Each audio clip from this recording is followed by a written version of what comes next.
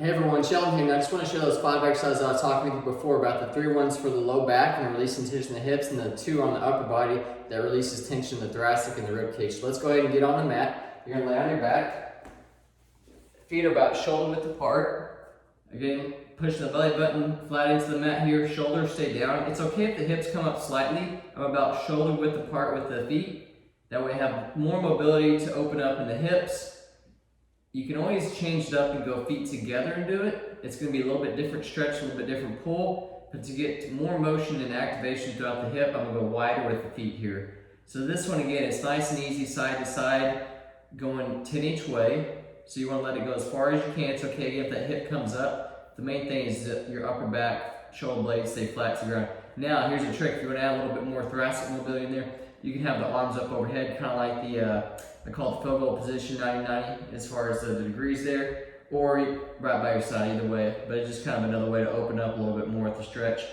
Another trick, a lot of tricks, if you can pull that knee up over the other one, this one's called the windshield wiper with the crossed over. So knees crossed over the top, using the body weight of the knee going side to side. So 10 each way, same thing, over and back is 1. 10 each way on this one. Again, this one's not going to go as far. A lot more pull on the hip and then the upper back. So be slow with these, be cautious, but get a good stretch in there. So that's the windshield wiper. The other one, leg is straight, is pulling the knee to chest. This is the one I talked about with the femur rocking the socket there, trying to open up the hips there. So nice and easy. 10. I like to go all the way out and then all the way in. For this part, again, it's to open up that capsule, get that full range of motion, because you got to think about this. As you're stretching it out, you're also cueing those receptors throughout that capsule to let it know, hey, reactivate, open up, stretch out. This one, if it bothers your back or a little tension, you can always bend that knee. So 10 on each side. And then the other one, keeping the leg straight, 90 degrees. This is the one I was talking about going side to side. So then you just put the arm out to the side and then pulling on over.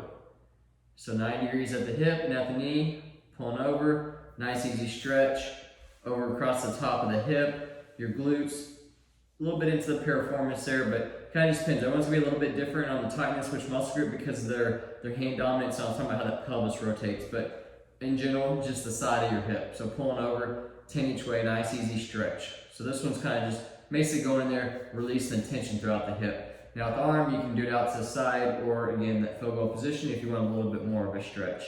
So those are the 3 that are laying on the ground for the low back. Now coming in and doing the ones for the upper body, this one, knees are bent. This is the one I call the T rotation. So arms are up straight. You're on your side. You can always use a pillow or something if you need to, but hand and head move together. Open eyes up. Usually I'll do these with a 2, 3, 4, 5, 10-pound weight. So the more advanced you are, the more weight you can do. You don't have to. It's just kind of a way to add a little bit of extra stretch in there. So these are T's. Usually on something that's nice and easy, I'll do sets of 15 versus sets of 10. So 2 sets 15 versus 3 sets 10. The Y now is coming up at a higher angle. Now this, if you have neck issues, maybe a little bit cautious on the extension part. If you do, still it's always good to add the motion there. I just want to go really fast with it. Again, if you have a little bit of a weight, 1, 2, 3, 4, 5 pound, that's nice and easy to open up and stretch out the chest. So that hits the pec major and the pec minor. So again, on those, depending on the exercise, 2 sets of 15, if it's nice and easy, usually on the T's and Y's, 3 sets of 10 that I try to master as far as on the hip mobility and the hip exercises. And you could always, again, if you want to start out, just keep it simple and to start your day with, just do 1 set. Like I said, you can probably knock all these out within a minute or 2 minutes. And then over time, like I said, it's kind of that maintenance phase. But for me, honestly, what I tell people is like, hey, try to work your way up 1, 2, 3 sets of 10, master that for 2 weeks, then you can taper down. And then it's just kind of like 1 or 2 minutes a day, and then the maintenance phase. So those are the main ones. Again, they do a lot of, opening up of the main joints. So I talked that one big domino, you knock that one big domino down, and you can fix a lot of other issues. Hopefully that helps, and y'all have a great day. And as always, reach out if you have any questions.